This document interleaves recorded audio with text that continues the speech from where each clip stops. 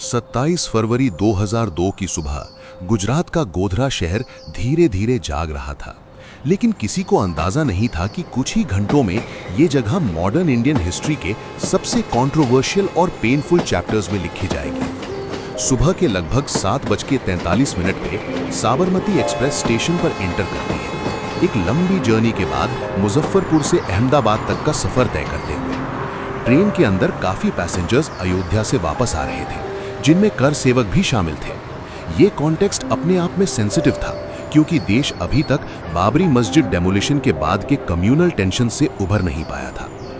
Coach S6, एक sleeper coach, उस दिन ओवरफिल्ड था। फैमिलीज, यंग वॉलंटियर्स और ग्रुप्स एक साथ सफर कर रहे थे। जब ट्रेन गोधरा स्टेशन पर रुकती है तो शुरुआत में सब कुछ रूटीन लगता है। वेंडर्स चाय बेच रहे हैं, पैसेंजर्स प्लेटफॉर्म पर उतर रहे हैं, लेकिन कुछ ही देर में अलग अलग रिपोर्ट्स के मुताबिक प्लेटफॉर्म पर एक बहस शुरू होती है। कुछ लोग कहते हैं कि ये एक छोटा सा डिस्प्यूट था, जबकि दूसरे नैरेटिव्स इसे कम्युनल टेंशन की शुरुआत के रूप में देखते हैं। सच क्या था, ये आज भी डिबेट का हिस्सा है। ट्रेन स्टेशन से निकलती है, लेकिन थोड़ी ही देर बाद अचानक रुक जाती है। इमरजेंसी चेन पुल किया गया था। ये जगह थी सिग्नल फारिया, जहां से कहानी एक डेंजरस टर्न लेती है। ऑफिशियल रिकॉर्ड्स के मुताबिक कुछ ही मिनट्स में ट्रेन के आसपास एक भीड़ जमा होने लगती है। पत्थरबाजी होती है, विंडोज टूटने लगते हैं और कोच S6 के अंदर पैनिक स्प्रेड हो जाता है। अंदर का सीन धीरे धीरे एक नाइटमेयर बन रहा था।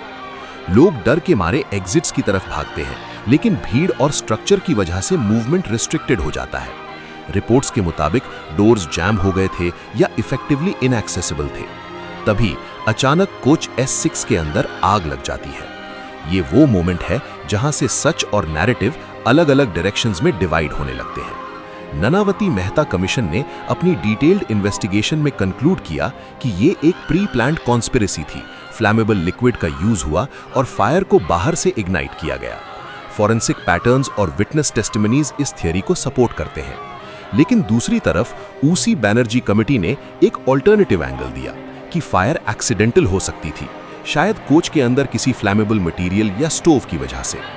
ये कन्फ्लिक्टिंग कंक्लूजन्स ने इस इंसिडेंट को सिर्फ एक ट्रेजेडी नहीं, बल्कि एक नेशनल कंट्रोवर्सी बना दिया।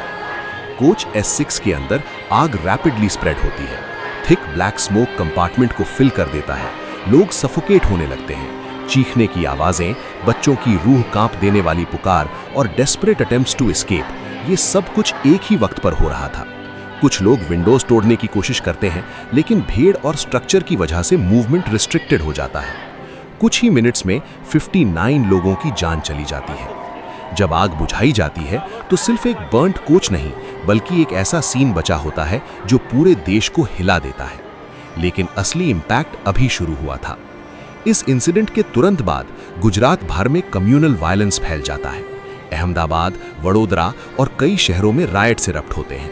इस दौरान गवर्नेंस और स्टेट रिस्पांस पर इंटेंस सवाल उठते हैं। उस वक्त गुजरात के चीफ मिनिस्टर थे नरेंद्र मोदी।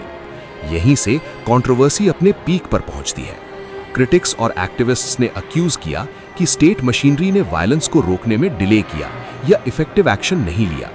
कुछ रिपोर्ट्स और टेस्टिमनीज ने यह भी क्लेम किया कि इनिशियल आवर्स में एडमिनिस्ट्रेशन कंट्रोल एस्टैब्लिश करने में फेल रहा।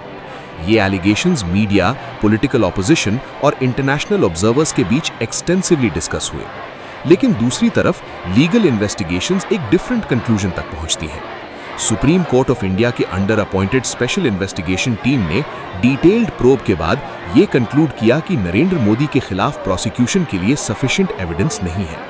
कोर्ट मॉनिटर्ड इन्वेस्टिगेशंस ने उन्हें डायरेक्ट इन्वॉल्वमेंट से क्लीन चिट दी। ये फाइंडिंग उनके सपोर्टर्स के लिए एक वैलिडेशन थी, जबकि क्रिटिक्स के लिए ये डिबेट अब भी खत्म नहीं हुई है। इसीलिए गोधरा इंसिडेंट सिर्फ एक फायर ट्रेजेडी नहीं है। It is a layered narrative of facts, allegations, legal conclusions और अनरिजॉल्व्ड पब्लिक परसेप्शन। आज भी जब गोधरा का नाम लिया जाता है तो सिर्फ कोच S6 या वो सुबह याद नहीं आती, बल्कि वो पूरा चेन रिएक्शन याद आता है जिसने गुजरात और इंडिया की सोशल फैब्रिक को डीपली इंपैक्ट किया। हिस्ट्री के रिकॉर्ड्स, कोर्ट के डिसीजंस और लोगों की यादें, तीनों अलग अलग कहानियां सुनाते हैं।